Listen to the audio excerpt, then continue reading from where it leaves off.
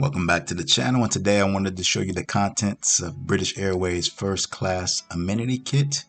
So this was an amenity kit that I got on British Airways Flight 239 from London Heathrow to Boston.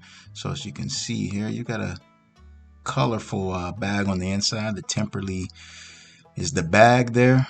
First Class Amenity Kit. So you've got the basics. You've got an eye mask.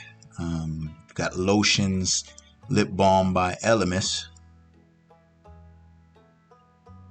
Got some tissues. Now you can see some shave gel, aloe vera shave gel,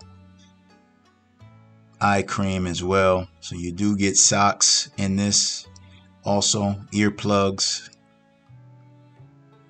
even deodorant. So that's a plus, something you don't always see in amenity kits. There's the lip balm and earplugs. You got a toothbrush and toothpaste as well. So pretty fully stocked amenity kit that you have there, and also a pen if you need to write something down. So that is the contents of the British Airways First Class Amenity Kit. This was as of January 2023. As always, I appreciate you watching. Hit the like button, subscribe to the channel, and share this with a friend. Thank you.